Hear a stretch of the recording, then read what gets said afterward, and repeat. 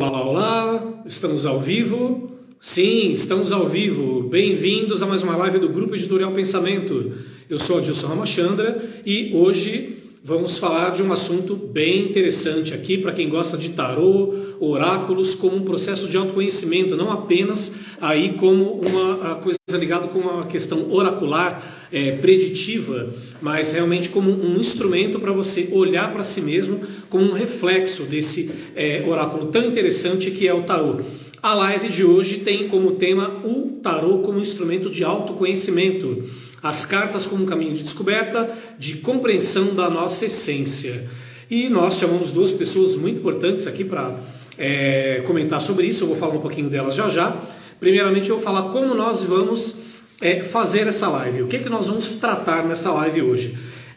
Especialmente para esse momento atual que nós estamos vivendo, estamos buscando cada vez mais caminhos que nos levem ao processo de autoconhecimento, sim, né, e compreensão do nosso papel no mundo, da nossa missão, ligados à nossa essência. Depois de uma pandemia como essa, que aí ainda está aí acontecendo, né, estamos aí saindo disso, né, tanto tempo, 18 meses já, né?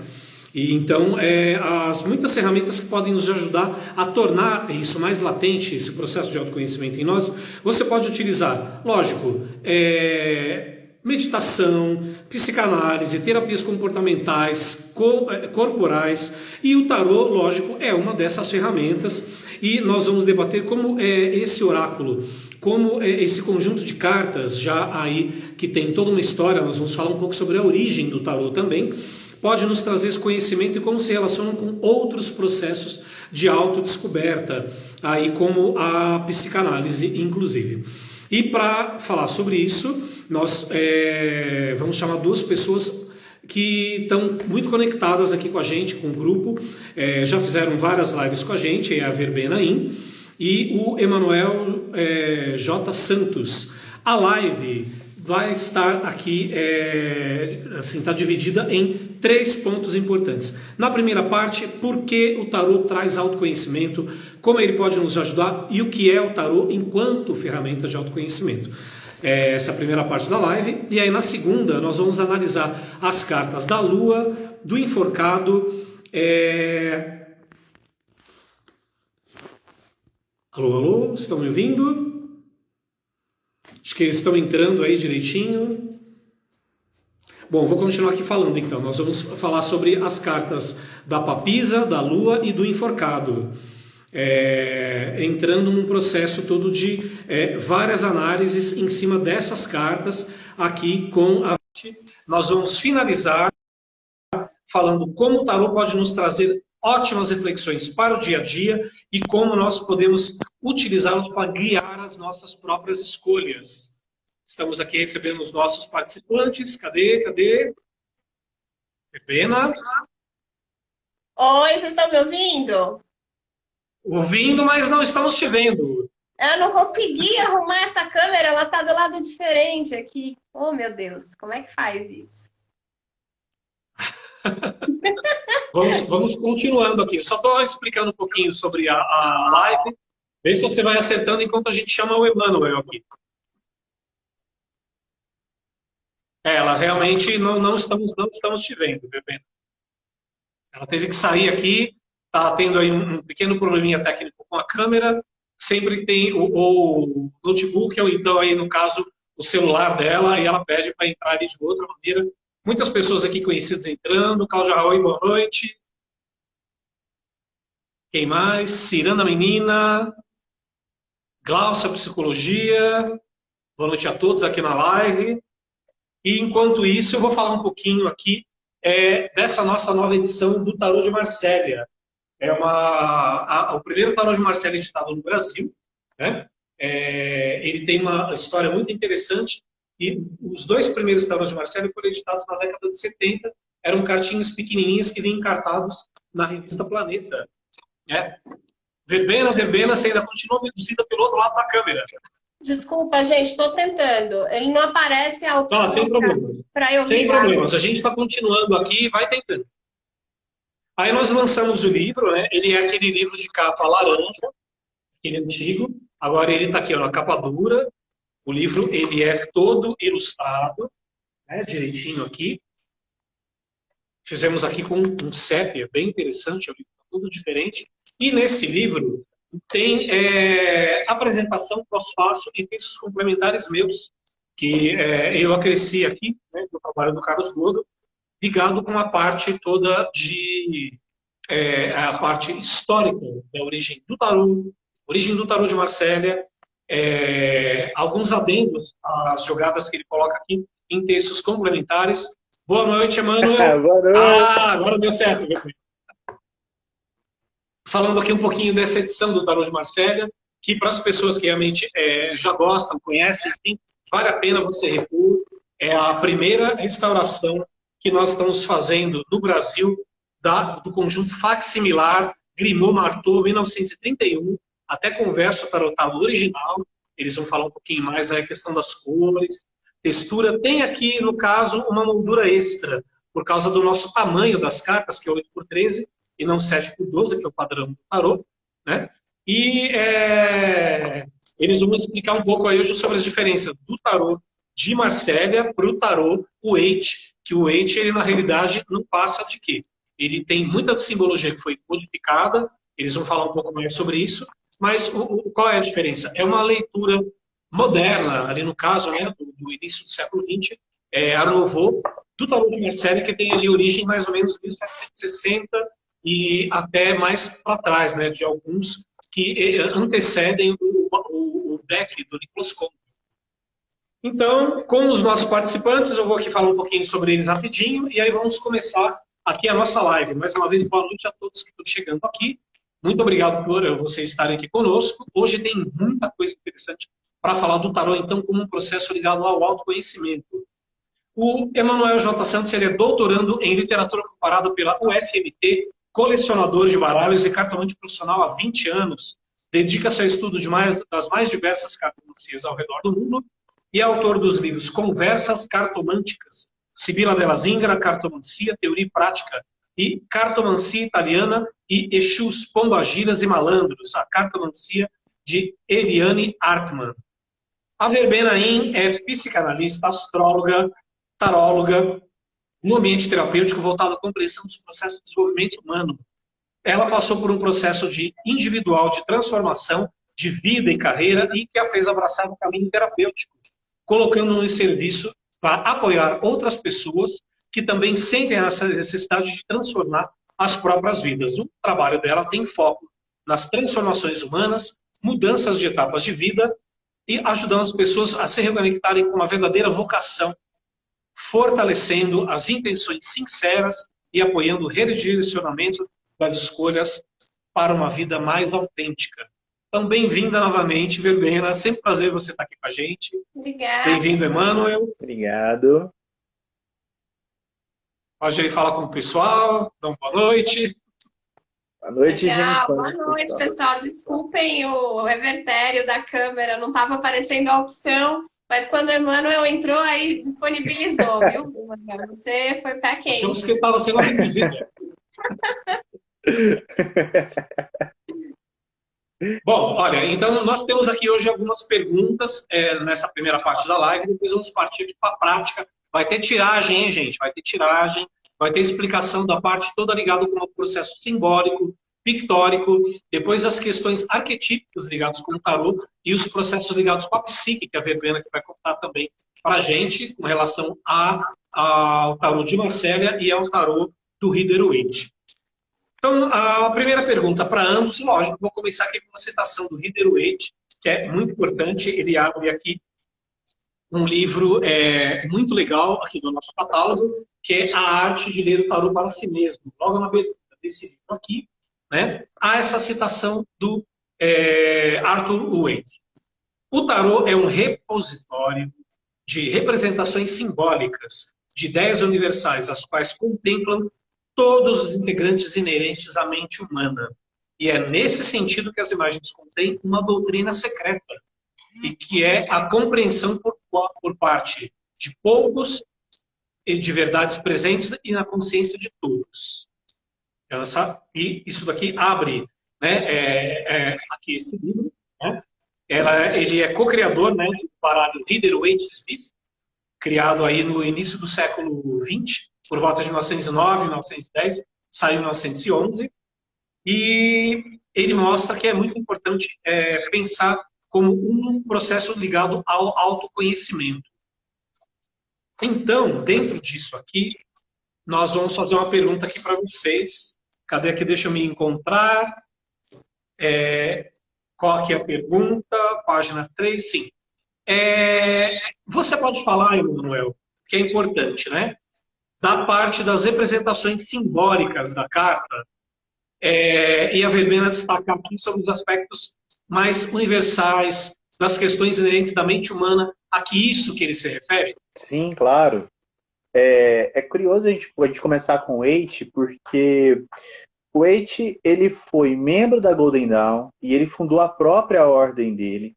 E nesse processo, ele se dedicava a um desenvolvimento individual, baseado em uma série de disciplinas esotéricas, mas um desenvolvimento individual por um caráter mais correto, por uma atitude mais correta, por uma posição mais correta.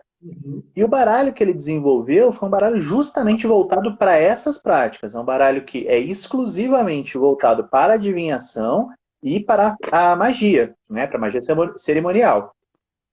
E nesse ponto eu sou muito suspeito porque eu sou fã de Marseille, porque o Marseille primeiro foi feito para o jogo. Então a gente tem o jogo de azar, a leitura de sorte e a magia, tudo ali naquele mesmo conjunto. Quando o Waite desenvolve as ideias que vão dar origem ao baralho dele, ilustrado pela Pamela Common Smith, o que acontece ela tem um estilo popular, ela vai ouvir e vai ler o que ele está passando, vai traduzir isso em imagem, e aí a gente vai ter algo como o que a gente tem com a papisa.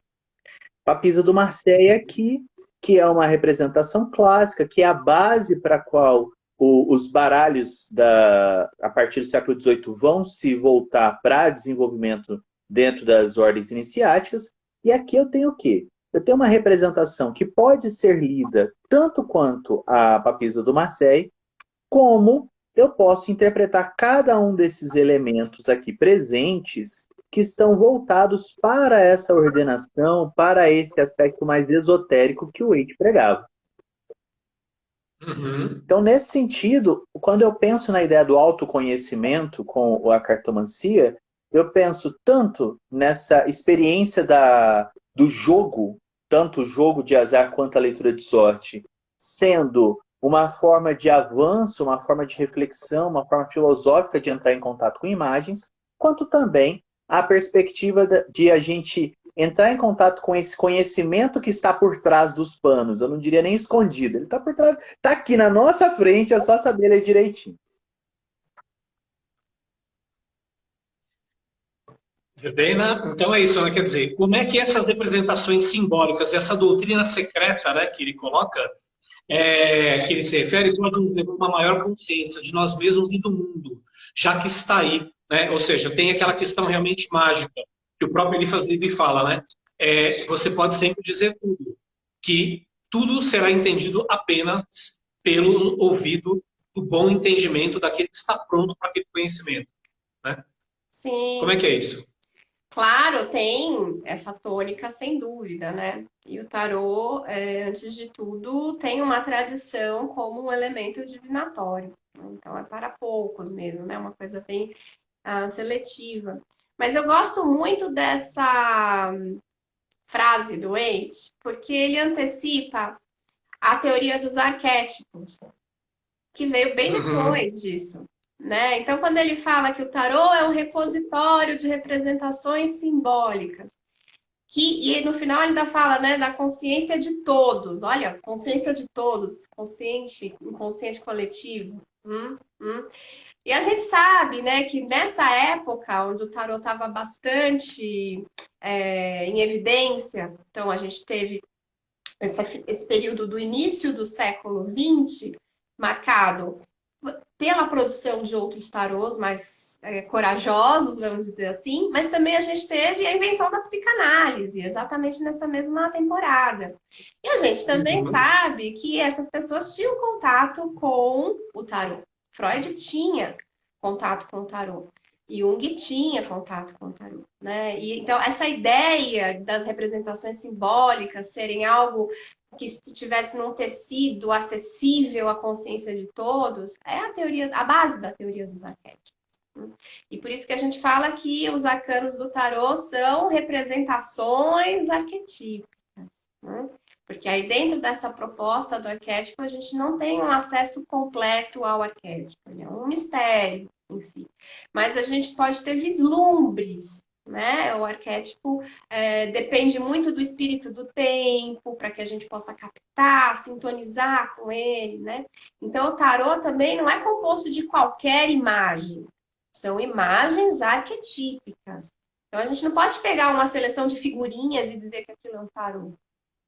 Não, porque a imagem arquetípica ela tem um efeito sobre a consciência humana. Né? E é esse o encanto do tarô. Né? Esse é o encanto. E por isso que a gente vai aprofundando. Vamos conversar, né, ao longo da live sobre as possibilidades do autoconhecimento a partir daí. Perfeito. Então, porque o importante que as pessoas veem, ou seja, além do que o Emmanuel já tinha falado, né? Surge como um jogo ali de azar, né? Só para você realmente ter aquela coisa toda lúdica. Aí se transforma num processo preditivo, divinatório, e aí vem o ente com a questão mágica, simbólica, né? E além disso, você mesmo colocando, quer dizer, já está ali nesse arcabouço dessa mudança, né, ali da Belle Époque, né, e do surgimento da psicanálise, ele já falando dos arquétipos. Então, olha isso, gente, a quantidade de níveis de leitura que nós temos aí com relação ao tarô. Então, a pergunta para o Emmanuel, agora aqui, e aí a Verena depois ela pode complementar, continuando a fala dele dentro desse processo voltado para esse olhar da psicanálise, da psicologia junguiana, né, dessa questão dos arquétipos, do consciente coletivo. É importante nós mencionarmos aqui que os leitores, assim, a diferença de ler o tarô para si mesmo e ler o tarô para os outros. Sim. Lógico. Ambas as práticas podem nos trazer autoconhecimento, né?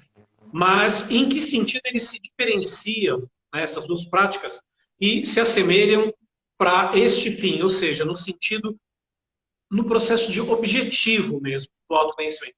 Qual que é a diferença de você ler para você mesmo, de você ler para o outro, e como isso se relaciona? Olha, a leitura para a gente é uma prática de distanciamento. A gente tem que aprender a se distanciar da natureza dos nossos eventos, das nossas escolhas, das nossas expectativas. Esse livro em especial, eu achei ele muito bacana porque ele permite a gente fazer o que a gente chama de bibliomancia, que é o momento no qual a gente interage com as cartas, interage com o conteúdo colocado pelos autores e reflete sobre isso. Quando a gente está num atendimento, o que acontece? Eu tenho esse distanciamento a partir de uma pessoa que não precisa saber nada da minha vida. Que a partir das cartas, a partir desse intermediário, vai conseguir me orientar, vai conseguir me posicionar em relação às minhas dúvidas e angústias. Quando eu já consigo ter esse distanciamento, eu sou plenamente capaz de fazer isso para mim. E isso funciona muito bem na teoria. Na prática, a gente sempre vai ser o nosso melhor cobaia. Então, você começou a aprender tarô, você vai jogar para você. Pronto ou não, vai ser aquele momento em que você vai ter o seu primeiro contato. Vai ser o momento em que você vai começar a perceber como as cartas funcionam. Nem sempre a gente tem um amiguinho, um parente para jogar. Então, a gente joga pra gente. A gente aprende essa fluência jogando pra gente. Depois, a gente aprende a se distanciar do problema dos nossos amigos, começa a entender como é o processo de atendimento mesmo, onde que as cartas se mostram soberanas à nossa opinião, soberanas àquilo que a gente imagina, soberanas àquilo que a gente suporia. Quantas vezes, imagino que a Verbena também, quantas vezes eu achava que uma coisa se encaminharia para um lado e o baralho falava uma coisa completamente diferente. E o que eu aprendi? O baralho tá certo, né? É mais inteligente assim que o baralho. Exatamente, o baralho tá certo, é isso mesmo. E eu acho que, pensando no autoconhecimento, né, o quanto que às vezes as cartas revelam aquele ponto cego, aquele aspecto que eu não considerei, que eu achava que não pode ser isso, não é possível. E a situação às vezes se encaminha. Se você tem condição de acompanhar a situação se desenrolar depois, muitas vezes a gente comprova isso. O baralho estava certo, sim. né? Na medida também que a gente aplica isso para nós, né? Porque o tarô também permite que a gente se perceba melhor a partir das cartas que nós selecionamos. Porque existe uma ação aí do nosso inconsciente para escolher certas cartas. Se eu estou fazendo uma tiragem para mim mesma, ainda que eu tenha todas as cartas viradas para baixo, de alguma forma eu sou atraída por aquela imagem, né? E aí, quando aquela imagem conversa, a gente se permite sintonizar com aquela imagem, as possibilidades que ela traz, né? Aquilo pode ser muito revelador, porque eu posso estar diante de algo que eu não quero admitir para mim mesma, né? Não vale Pode roubar. ser algo. Então, às vezes a gente não quer entrar em contato com aquilo, devolve a cartinha, né? E fala, não consigo, vou pegar outra. Não vale roubar, é verdade. Não vale roubar. Mas é sempre... E eu já percebi, às vezes, esse tipo de coisa. A pessoa tira uma carta, sei lá, sai a torre. Ah, não, sai o enforcado. Tira o enforcado, sai a roda. Fala, olha, em que parte da torre você não entendeu? Ou sai a torre de novo, né? Sim. Exato. Se você devolver, né? Às vezes acontece isso. Não, vou mudar de baralho. Sai a carta equivalente. Peraí que esse baralho tá Tem viciado. pessoas que têm um inconsciente tão forte que mesmo que você mude de baralho, sai a carta equivalente. Sai equivalente, né? Tem uma frase aqui muito interessante da autora, né, da Carta Universo, que essa pergunta é para você, Vermelho. Opa! Ela fala assim, né? O tarô traduz o efeito porque reflete uma jornada humana e constante. Acabamos de falar isso aqui, né? Está decorado com personagens e situações familiares. Por intermédio deles, vemos a nós mesmos. O tarô nos dá a oportunidade de observar nossas escolhas, de refletir sobre possíveis resultados, sejam eles positivos ou negativos. Está aqui, né? Então, no começo aqui do livro, bem-vindo à autoleitura da obra A Arte de Ler Tarô para Si Mesmo. Rebena, com essa colocação da Courtney, que era essa sacerdotisa e taróloga americana, ela resume bem esse aspecto do tarô para refletir sobre as questões cotidianas, né? E como podemos levar mais compreensão aos nossos caminhos da vida. Você pode explicar, pelo ponto de vista da psicanálise, como as cartas trazem esse tipo de consciência para a gente? Claro. É importante lembrar que o tarô tem uma ordenação, uma sequência numérica, né? E os arcanos seguem essa sequência. E essa sequência tem uma lógica, ela não é aleatória. E a gente percebe também que as cartas se conversam entre a anterior e a carta sucedente, né? E por quê? Porque às vezes a gente, vivenciando aquela situação que é arquetípica, a gente se abre portas internas, né, para permitir a experiência que vem depois. Se eu não consigo fazer esse trabalho, muitas vezes eu preciso retornar para o anterior, né? Para fazer aquilo melhor, deixar aquilo mais consolidado e assim ir progredindo, né? O que tem como se a gente tivesse um caminho à frente, né? Vários degraus e um caminho à frente. Então, nesse sentido, o que o tarô promove para a gente? É uma ampliação do nosso repertório de observação da vida. A ponto da gente poder identificar que etapa é essa em que eu estou, que momento é esse que eu estou vivendo. Às vezes você está lá todo comprometido com uma questão de trabalho, então dedicando todo o seu tempo, sua energia para uma questão de trabalho, e aí você está no momento em que você tem que criar algo. Que você precisa ter momentos mais tranquilos, por exemplo, para você poder acessar esse canal criativo. Vai lá, tira uma imperatriz, né? Na leitura de tarô. E você está lá super envolvido com as questões de trabalho, com organização, com produção, com dinheiro, aquela coisa mais quadrada. E você pode estar descontente com isso, né? Então, se você tem uma referência, como é a que o tarô desenvolve na gente, a gente é capaz de perceber isso, né? E por isso que a leitura de tarô esclarece tanto. Porque o tarólogo tem esse olhar, ele tem um repositório, uma referência maior, a gente chama isso de léxico, né? Ele tem um léxico, um vocabulário mais amplo para poder interpretar que momento é esse, qual é a sua dúvida, qual é a sua questão, e aí associar isso com as cartas, né? Uhum.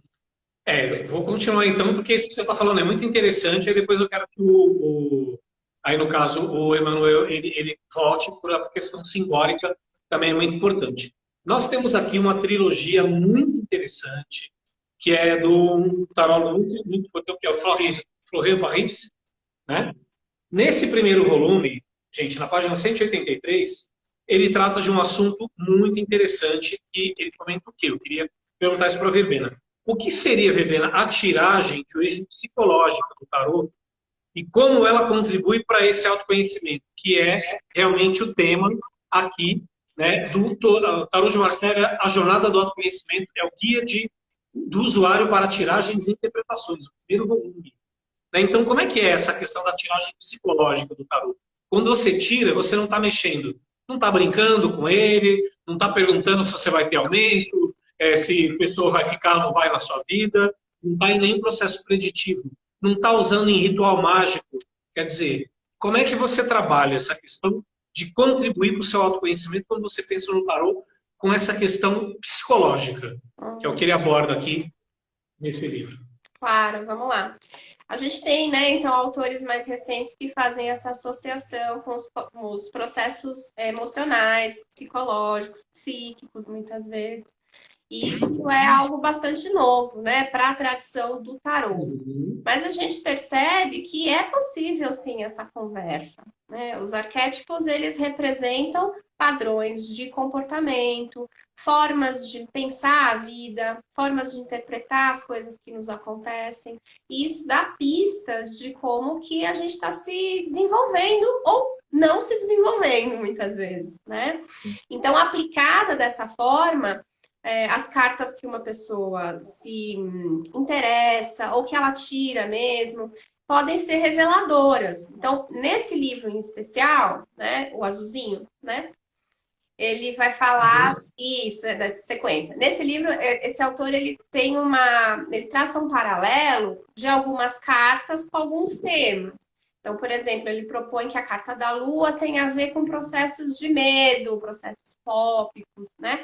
E a gente pode desenvolver isso pelo olhar psicológico. O que é uma pessoa que tem medo? Né? Ela tem uma característica, se a gente levar isso para a psicanálise, ela pode ter uma neurose fóbica, ela pode ter uma origem nessa neurose, e a gente pode contextualizar. E isso pode ser muito assertivo, de verdade.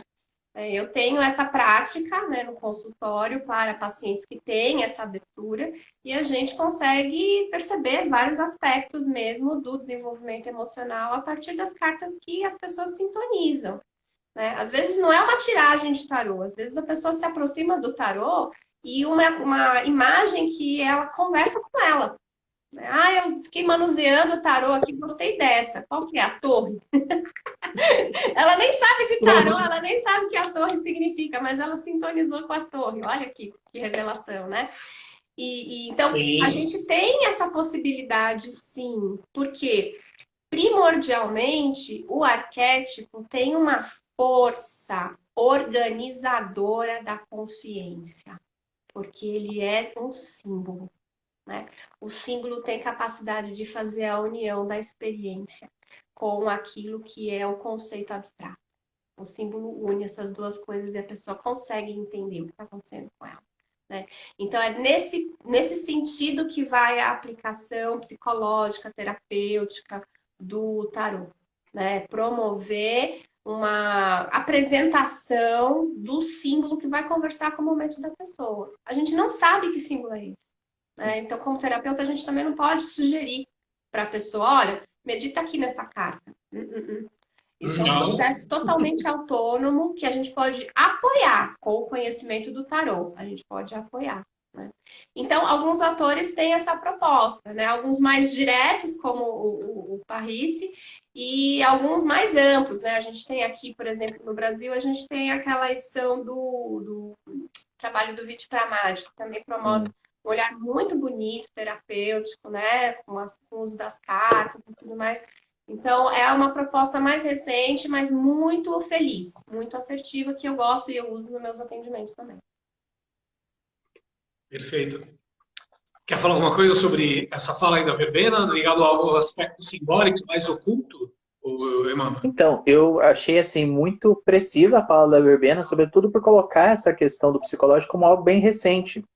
A gente tem que pensar que a adivinhação ela tem uma diferença da terapia, né? Na terapia, o cliente fala, o paciente fala, e o terapeuta utiliza essa fala como material de trabalho.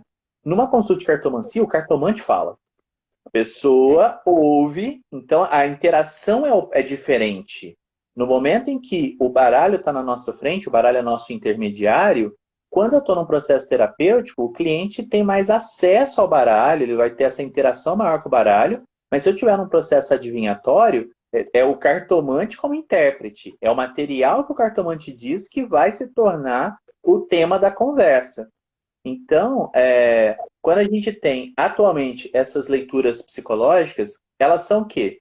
Estudos de caso feitos em consultório que são transformadas em literatura. Então, o Florian Pais é um cartomante conceituado, é um cartomante bastante requisitado. Ele com certeza não desenvolveu isso sozinho, ele desenvolveu isso em atendimento e trouxe para o livro. Olha, minha experiência com as cartas diz que quando sai a lua, eu estou tratando de tais temas. E não o contrário. O trabalho nosso com a imagem é um trabalho de aprendizagem daquele vocabulário. Então eu tenho que saber que na lua eu vou encontrar a lua minguante, eu vou encontrar 2 canídeos, eu vou encontrar 2 torres, eu vou encontrar um tanque de água e algum ser crustáceo lá dentro. Agora, como que isso se aplica na leitura é só com a prática. E a prática depois dá origem aos livros, que são os estudos de casos, que é o que a gente usa para acelerar a nossa curva de aprendizagem. Então, quem adquire essa trilogia está fazendo o quê? Acelerando a curva de aprendizagem. Não vai ter tanto trabalho para encontrar essas referências na vida que o Florian Pais já encontrou. Sim. Então vamos fazer um pouquinho de prática aqui, né? Para quem está chegando agora, estamos falando aqui hoje sobre o tarô como instrumento de autoconhecimento, as cartas como caminho de descoberta e de compreensão da nossa essência, aqui com os nossos queridos Emmanuel dos Santos e a Verbena In. Ele é cartomante profissional, tem todo um trabalho aí, né, ligado na questão simbólica, e a Verbena é psicanalista, taróloga e astróloga também. Então, vamos falar aqui de 3 cartas agora. Aqui, a papisa, a lua e o enforcado. Nós escolhemos aqui com eles, nos bastidores, aqueles da live, né, para ter todo o processo ligado com as explicações, simbologias e tiragens ligados com isso.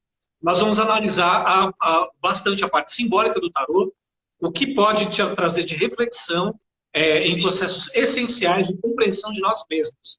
Nós selecionamos, então, essas conversas aqui, essas cartas, para eles falarem dos aspectos diferentes, né, essenciais, e para a compreensão da essência de cada um deles, né, então, cada um está conectado entre um e outro, e faz parte, e essas cartas fazem parte dos arcanos maiores, quem não sabe. Então, vai ter aqui uma análise, né? Eu queria então que, primeiramente, o Emmanuel falasse da diferença do tarô de Marsella e do tarô Waite, dessas cartas, e a Verbena, em seguida, ela pode falar, então, sobre explicar a importância dos arcanos sob o ponto de vista da psique humana, né? E aí o Emmanuel vai continuando. Então, vou deixar vocês falarem aí um pouquinho, né? A Verbena vai complementar a explicação depois também do Emmanuel e comentar da importância dos arcanos sobre esse aspecto psicológico. Então vamos fazer. E aí depois nós vamos fazer as tiragens. Uma tiragem para cada carta. Vamos fazer então um bate-bola. A gente fala da papisa, interage, fala depois do enforcado, interage, fala da lua, interage, assim? Ou fala das 3 de uma vez? Acho que é bom fazer um processo introdutório rapidinho e aí depois fazer a interação. Tá. Um pouco para as pessoas conhecerem. Daí um pouquinho de cada um dos tarôs, falar rapidinho, né? Tem todo o processo aí simbólico, arquetípico, a Verbena pode falar também. E aí depois pontuar cada uma das cartas. Tá ótimo. Bem, então a gente tem que lembrar que os arcanos maiores são 22 e que se a gente fosse falar aqui sobre processo psicológico com os 22 cartas, seria um curso, não seria uma live. Então a gente escolheu 3 cartas que são referência quando a gente está lidando com o processo psicológico. Uma do primeiro setenário, uma do segundo setenário e uma do terceiro setenário. Primeiro centenário fala de experiências mais ligadas ao pessoal. Então, são cartas que mostram personagens que a gente vai encontrar eventualmente na nossa vida, ou até mesmo roupagens que nós vamos vestir, porque o hábito faz o monge. No segundo centenário, a gente tem a interação com eventos da nossa história, com circunstâncias que fazem com que nós tomemos determinadas decisões ou não. E no terceiro centenário, a gente vai entrar em contato com questões mais subjetivas. Então, a ideia do tarô é que a gente começa com algo muito mais familiar, e quanto mais a gente avança nessa jornada, quanto mais passos a gente dá em direção ao mundo, mais subjetivo, mais suave, mais sutil fica. Então, a gente começa com a papisa. A papisa, que eu já tinha mostrado aqui no tarô de Marseille. Fala. Só um pequeno detalhe, desculpa, Emanuel, tem uma coisa aqui técnica. Para as pessoas, se forem fazer pergunta, para elas perguntarem no chat, tá? E não no balão, porque então aqui a gente não está conseguindo visualizar. Então faz no chat direitinho a pergunta, quem quer fazer pergunta, porque aí nas tiragens as perguntas vão ser respondidas às pessoas que fizeram no chat, tá? Pode continuar. Beleza. Então aqui a gente tem uma figura feminina sentada com um livro no colo, com um véu atrás. O que a gente precisa entender dessa carta? Eu gosto muito de pensar a partir do ato, né, da escolha de estar sentada. Você já reparou que a gente só fica sentado quando a gente está na presença de pessoas hierarquicamente inferiores a nós? A gente levanta quando uma pessoa de autoridade chega. A papisa não levanta para ninguém. A papisa é a autoridade em si. Ela possui o conhecimento, né? O livro é um atributo voltado para os santos doutores da Igreja Católica. Ela possui o conhecimento, ela possui essa autoridade, e o véu atrás dela mostra que existe mais que a gente não sabe. Se você vai num restaurante, você não conhece a cozinha. Se você encontra com a papisa, você não sabe o que está atrás do véu. A ideia, então, quando a gente pensa na questão psicológica, é que nós vamos ter acesso a determinadas informações, experiências, até mesmo traumas, mas que isso é tipo a casquinha do machucado. A ideia é a gente aprofundar e buscar no baralho o que está por trás do véu. O que você acha, Verbena? É bem por aí. Eu gosto da cor azul, né? Que está sempre presente nessa representação da sacerdotisa, da papisa, porque lembra do elemento feminino, que é a receptividade, né? E esse canal mais imaginal, do mundo interno, do inconsciente, e que é a partir do inconsciente que as coisas se revelam, né? Então, a papisa também tem um aspecto que é esse movimento de retorno, um olhar para si do lado de dentro, né? A papisa está muito ligada com esses processos, até o próprio processo de autoconhecimento, o processo terapêutico, que é uma oportunidade da gente entender melhor nossas motivações, que impulsos são esses que me movimentaram. Tudo isso está nessa dimensão do imaginal, do mundo interno, que se a gente não fizer a pausa da sacerdotisa que está sentada, né, talvez a gente não acesse, porque a gente está distraído com as demandas do outro dia e tudo mais. Então eu gosto também dessa constância da cor azul, ela me chama bastante atenção, né? E o Waite, inclusive, colocou inteira a carta azul. Inteira, essa carta azul, a presença da água, da lua, que vai incluir então as emoções. São tantos elementos, né, que vão levando a gente a entender que isso tem a ver com o mundo interno, com o inconsciente, com o psíquico. Né? É uma subjetividade que é passiva da gente entender. Todos nós temos o nosso momento de silêncio, aquele momento que a gente não está a fim de conversar, que está buscando entender alguma situação, mas não consegue ainda verbalizar. Esse silêncio da papisa não é um silêncio vazio, ele é preenche de significado. No momento que a gente precisa parar um cadinho, deixar a poeira baixar, entender o que está acontecendo para depois verbalizar, para depois trazer à tona. E tem aquela conversa também com o mito, né? Que, por exemplo, no tarô... Ai, me fugiu o nome agora. Mitológico. Que óbvio. Vai ter relação com o mito da Perséfone. Sim. Aí sai um pouquinho da representação do azul, né? E vai para um mito que tem justamente essa proposta da descida ao inconsciente, ao submundo, né? Que é um processo que a gente às vezes é capturado, né? A gente não queria, Sim. mas é o momento, então a gente é capturado para lá. Então, olha que simbologia bonita, né? E por isso que a imagem arquetípica, ela promove essa consciência na gente. Você se sintonizar com qualquer carta da papisa de qualquer tarô, você vai vislumbrar, né? Sim. Esse movimento. Né? Então, se você É a está conectado experiência, com a carta da é o papisa, esperado. É o isso. esperado para a experiência dessa carta que você traga esse silêncio sábio, esse esvaziamento de fala, esse momento de deixar as águas acalmarem. Se a gente estiver no caminho certo, tá certo.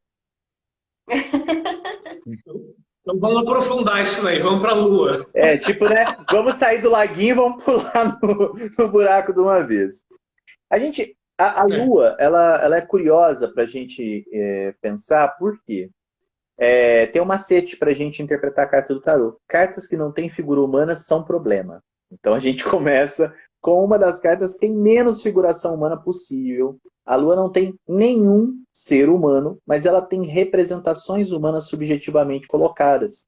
Se você olhar o lago do tarô de Marseille, ele tem traços retos, ele tem ângulos retos. Isso não existe na natureza. Isso é um tanque, isso não é um lago. E a gente tem duas torres ao fundo. Então a gente tem sim a ação do homem sobre a natureza, a gente só não tem a presença do homem. E se você pensar numa cidade fantasma, num lugar abandonado, você começa a chegar perto da experiência que é você entrar nesse arcano. É desconhecido, é desconfortável, você não sabe o que vai encontrar, e não necessariamente se você encontrar alguém, essa pessoa vai ser gentil com você. Essa experiência do medo, ela é fundamental para que a gente consiga romper certos mapas. A gente tem um mapa da nossa vida, né? Então, quando a gente é criança, nosso mapa é a nossa casa. Eu sei aonde está o banheiro, eu sei onde está a cozinha, eu sei onde é o meu quarto, mas dali eu não saio. O primeiro lugar que eu saio é para a escola. Então, eu vou aprender, meu mapa cresce. Chega um momento na vida em que a gente não sabe exatamente para que lado o mapa vai crescer. Será que eu vou ter que me mudar de residência, vou ter que mudar de cidade, vou ter que entrar em um novo grupo, vou ter que conhecer uma nova doutrina? Esses aumentos de mapa são representados pela Lua. Não são nada confortáveis. A gente passa pela experiência do sair da zona de conforto, e isso não é legal sempre, né? Tipo, não recomendo que você faça isso sem suporte, porque é fácil sair da zona de conforto, difícil é voltar. Então, essa carta, por não ter essa figuração humana, ela vai falar para a gente disso. Os lugares onde o instinto, onde é nosso lado mais animalesco, é essencial e nós não somos treinados para usá-lo. Então, vai dar problema. Gostei de como você colocou de ampliar o mapa, Emmanuel. Gostei dessa expressão, ampliar o nosso mapa, é mesmo, né? Eu Porque é sempre escuro. associo essa carta. Isso escuro, claro. E que confiança que vem, né? Depois que a gente faz uma travessia no escuro, né? Um dos processos, fugindo do tema, mas só para comentar, um dos processos do xamanismo é você atravessar uma noite escura num ambiente totalmente, né, da natureza e você se vira, você tem que sobreviver à noite. É uma Não, tô experiência super fortíssima. conectado. Super conectado com a experiência da Lua. Quando eu falo da Lua, eu penso naquele momento que você acabou de sair da balada, você tá meio chapadinho e tem alguém te seguindo. Aquele medo que você sentiu naquele momento é o medo que você vai sentir na Lua.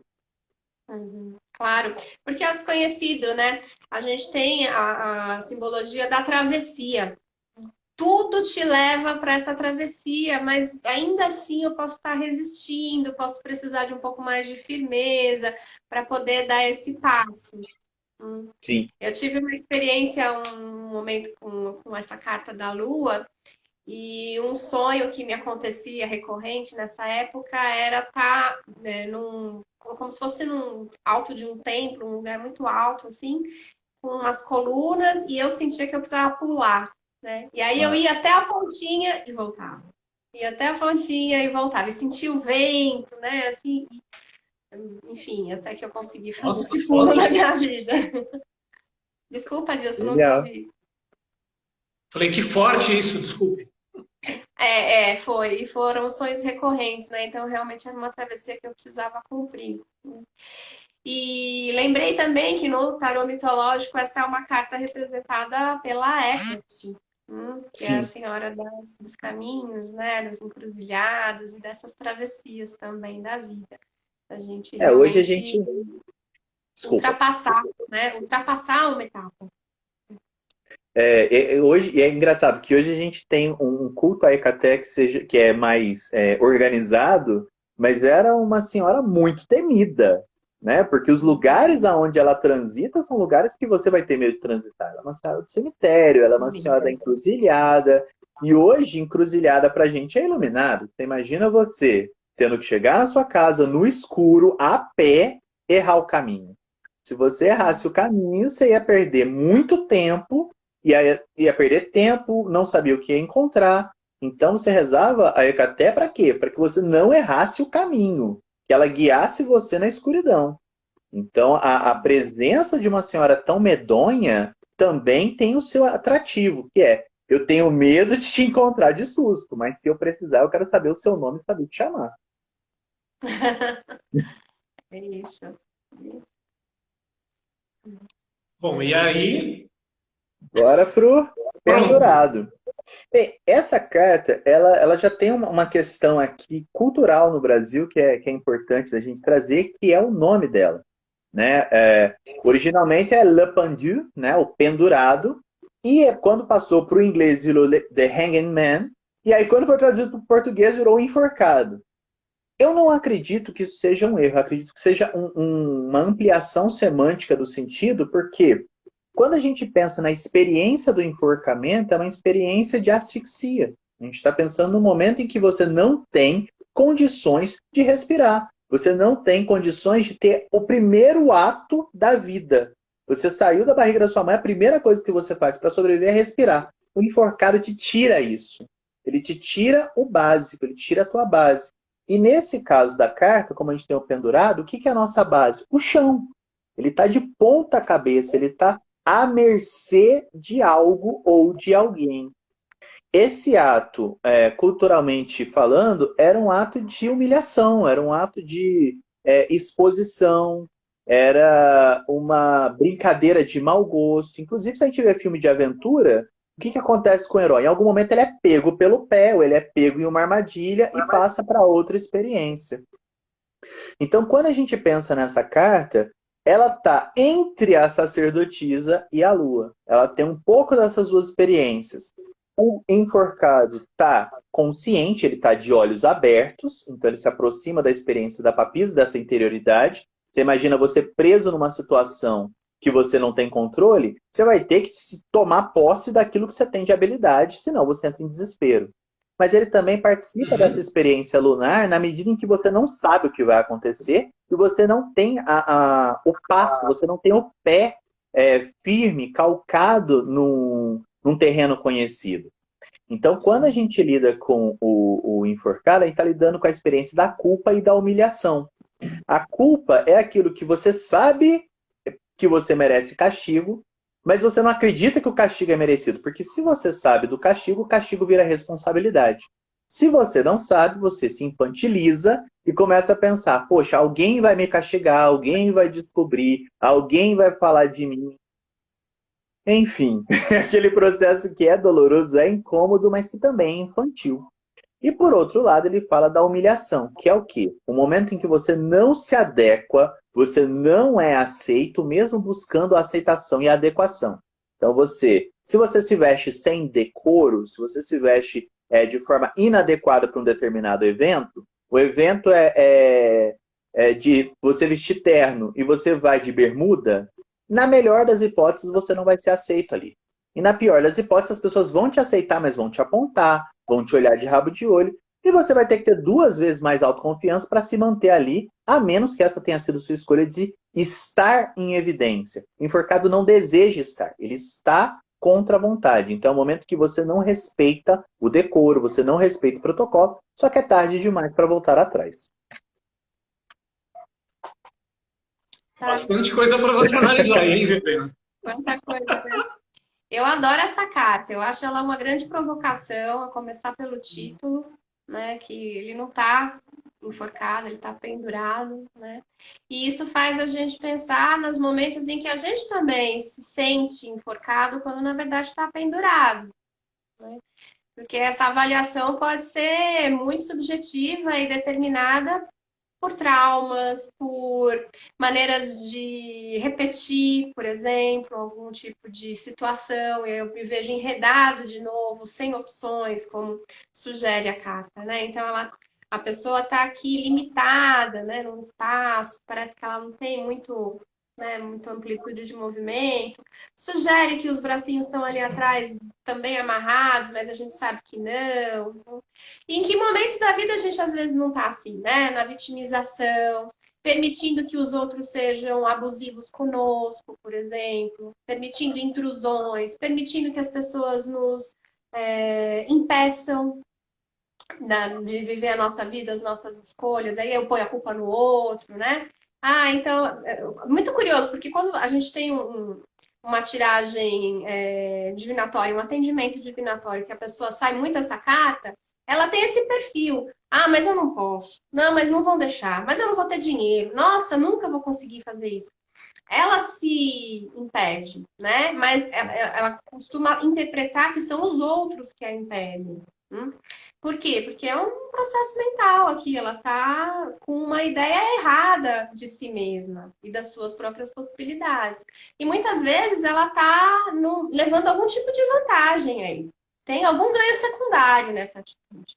E aí é a provocação, né? Porque essa carta pode ser vista assim, e aí muda tudo. Será que essa pessoa está mesmo enforcada ou ela está dançando, se distraindo? Se divertindo, contando uma história triste e chamando a atenção para ela, né?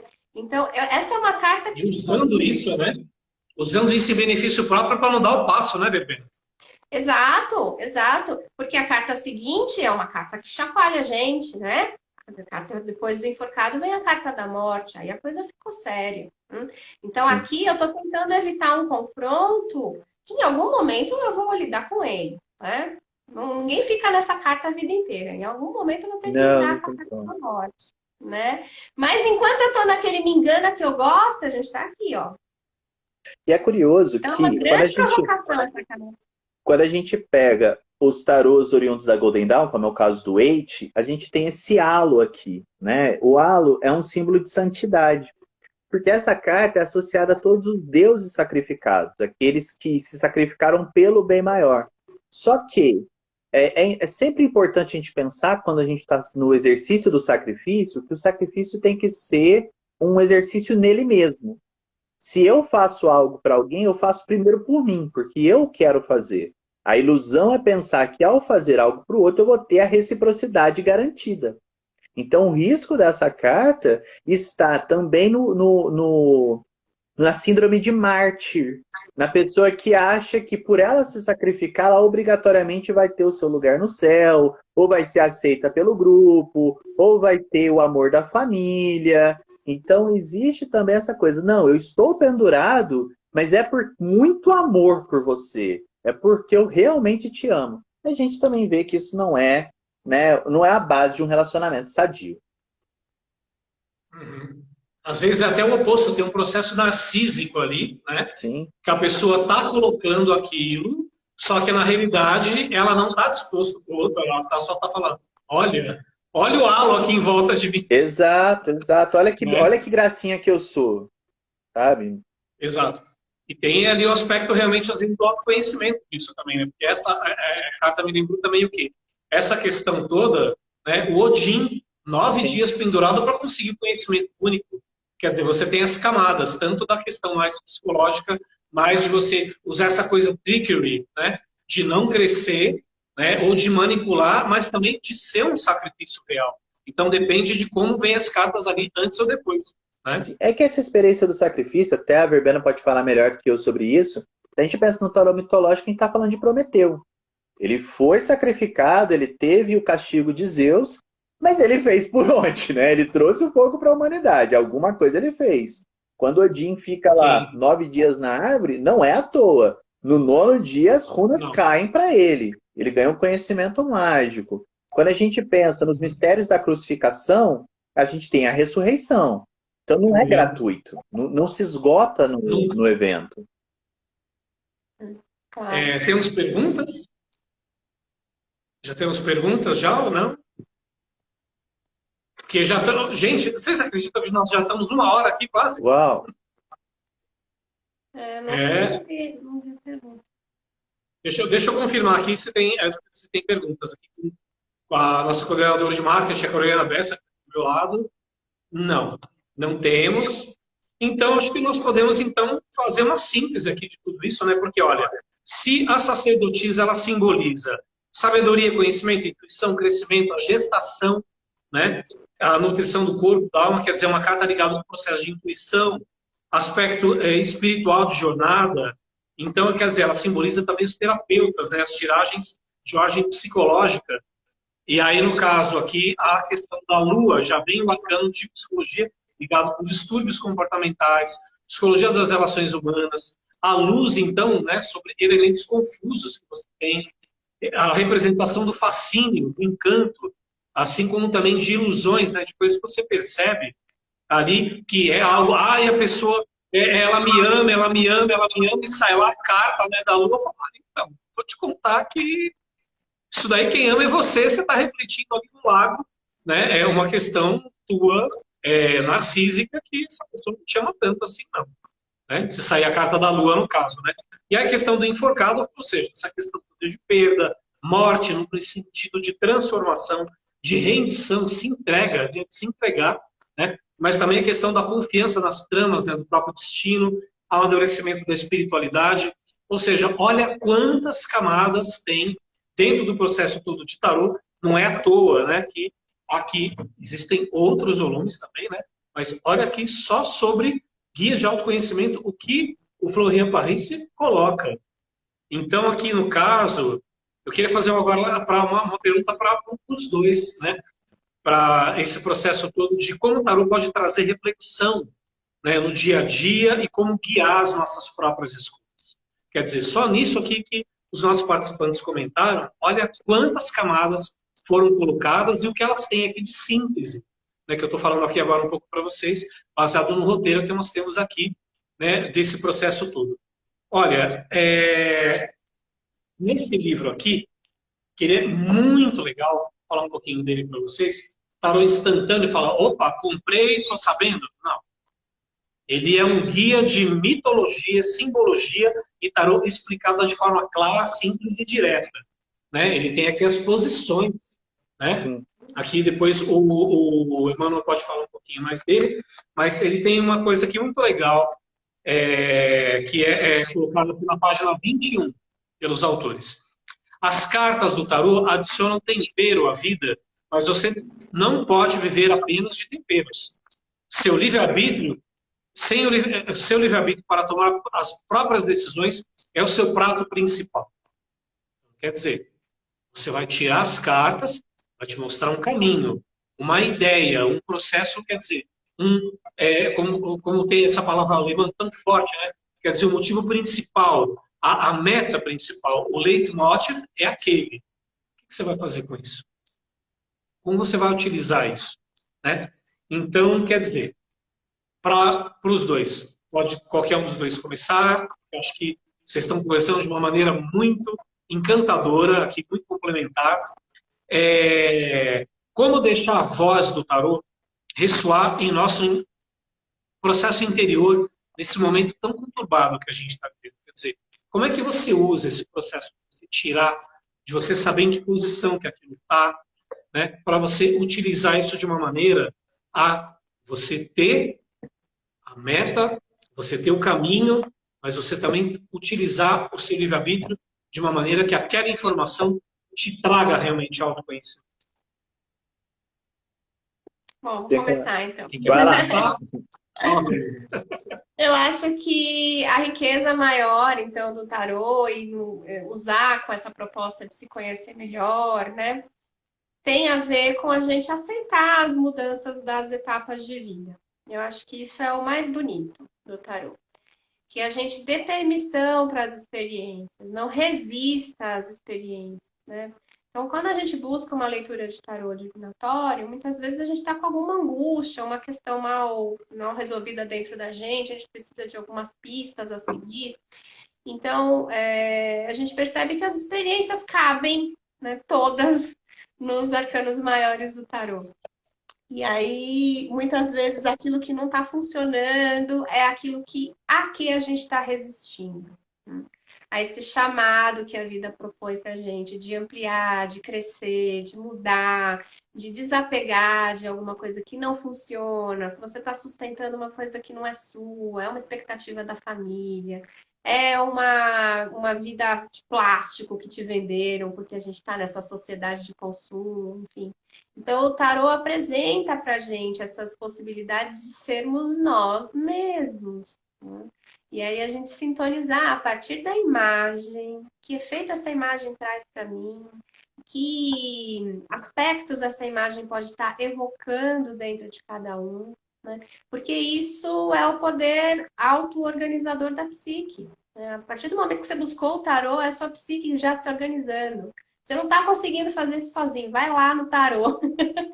E a imagem promove isso dentro da gente, se a gente permitir, né, esse trabalho com as representações arquetípicas, com os símbolos.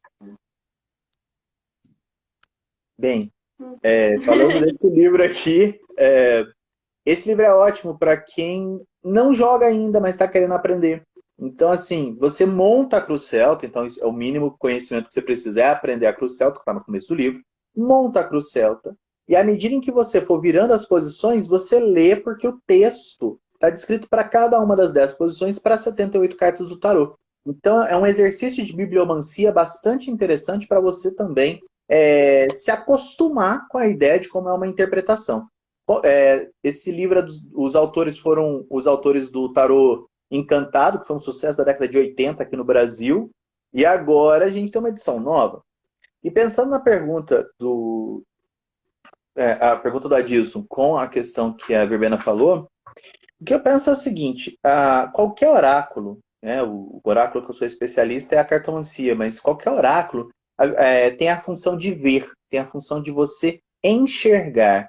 Então, quando a gente começa a enxergar certos padrões, a gente também começa a enxergar como a gente consegue interagir com eles. Eu não preciso queimar a minha mão para saber que o fogo queima. Alguém já queimou e registrou a experiência.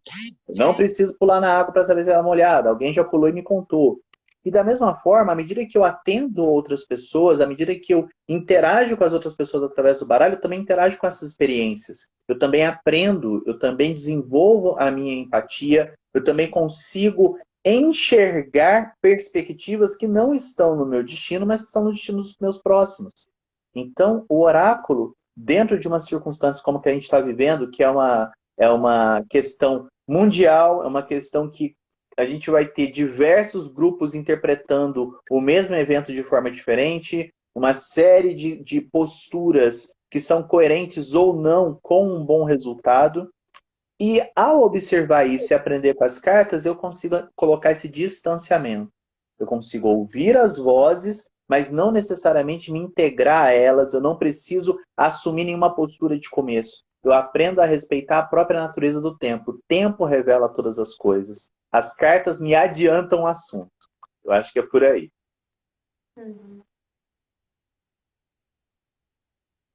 Concordo. Perfeito. Uma coisa que realmente, assim, nós temos... uma coisa que ele fala, né? Acho que nós temos uma pergunta. Só um minutinho, antes da gente encerrar, porque tem uma mensagem que eu vou passar para vocês aqui, um pouco dos livros. Eu quero que depois, aqui, tanto o Emmanuel quanto a Verbena, eles deixem os contatos, para quem realmente quiser fazer um trabalho ali com eles, conhecer mais sobre essa coisa do tarô, porque eles indicam aqui essas obras nossas aqui, porque eles vivem esse processo dentro deles. Né? Aqui, deixa eu ver quem está perguntando. Deixa eu só ver só um minutinho. Teodoro? Teodoro Linguidani pergunta: indique um livro para quem já sabe. Para quem já sabe sobre tarô? Bom, acho que é isso. Esse livro aqui é um livro muito importante. Um dos melhores livros já lançados sobre o tarô de Marcélia. Fala sobre o tarô de Marcélia edição Milênio e ele funde conhecimento de filosofia hermética, geometria sagrada e tarô. Só para vocês terem uma ideia aqui, né, direitinho, dos traçados, olha como é colocado aqui as cartas do tarô de Marcélia. Né? Isso é uma obra muito, muito importante. Eu sempre indico, estou sempre aqui com ela à mão, quando nós estamos fazendo aqui algumas das nossas lives, porque o trabalho é muito, muito sério que esse autor aqui coloca. Cada um dos detalhes. Ó, né? Então, é o Código Sagrado do Tarô, a redescoberta original do tarô de Marcélia. E tem aqui também, só um minutinho. Ah, tá bom. Então, para quem está começando, um livro muito importante é o Tarô Claro e Simples. Nós não trouxemos ele aqui hoje, mas é muito importante. E é lógico, né? O Tarô de Marcélia, do Carlos Godot, nessa belíssima edição, que foi restaurada com uma edição Tarô Conver, 1760, Restauro 1931, Grimaud ou Marteau, pela primeira vez feito aqui no Brasil, até com o verso tarotado idêntico, como foi feito em 1931 em Marcélia, com as cores todas feitas exatamente na paleta correta do tarô de Marcélia de 1931. Né, para quem realmente aí está começando e quer fazer esse trabalho de bibliomancia, né, que o Emmanuel falou, que é o quê? Você segurar o livro aqui, né, fala, preciso de uma mensagem. Você vai lá e abre e você lê o diabo, posição 5. O que está atrás de você? Aí tem aqui uma coisa aqui para você saber, né? Você pode fazer esse trabalho e também montar para o céu e tudo mais e tal. O tarô, a arte de ler o tarô para si mesmo, que a gente comentou bastante. O guia de autoconhecimento através das cartas de tarô, autoconhecimento, metodologia e prática. E aí é o aprofundamento disso com os 3 volumes aqui do Florian PRC, né? Então, é uma obra muito interessante. Eu quero agradecer a todos vocês aqui e deixar aqui uma mensagem, né, ligado ao trabalho deles. Eu quero que eles falem um pouquinho do trabalho deles, agora deixe os contatos e depois eu quero fazer agradecimentos finais a eles e fazer um convite para vocês também. Okay, Verbena? tá bom, vamos lá. Eu sou a Verbena, eu atendo como psicanalista e também como astróloga. Eu uso o tarô de forma terapêutica para pessoas que estão em processo psicoterapêutico comigo. É uma proposta um pouquinho diferente, mas também muito rica. E vocês podem me seguir nas redes sociais, como Verbenaim, é só me procurar, vocês me encontram rapidinho, ou pela hashtag Verbenaterapias também, vocês me encontram pelo Google, tá bom? Eu sou Emanuel J. Santos, vocês vão me encontrar no perfil Plicat.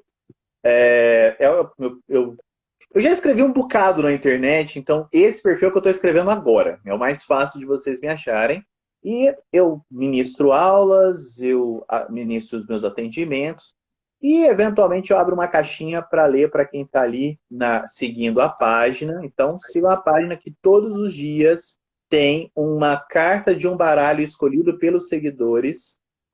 A gente está trabalhando agora com o Tarô da Transformação, da Editora Pensamento. É um tarô do Osho. Já estamos na 3ª carta. São 60 cartas que vão ser trabalhadas diariamente. E aí, quem quiser saber um pouquinho mais do meu trabalho, é só entrar no perfil Plicat. Gente, eu sigo o Emmanuel há muitos anos. Eu segui o blog dele, Conversas Cartomânticas. E a gente se encontrou na Confraria do Tarô, porque eu já era fã do Emmanuel. Meses atrás a gente se encontrou, né? Então eu tô super feliz de estar fazendo essa live com você, viu, Emmanuel? Quero deixar registrado. Ai, nossa, que honra pra mim, gente. Eu fiquei vermelho. Sempre assim, né? O grupo de Editorial Pensamento, a gente sempre juntando as pessoas, né? Muito bom vocês se reencontrarem aqui, né? A Verbena, ela já tem feito lives com a gente desde o ano passado, aí, nesse processo da pandemia, já teve várias participações.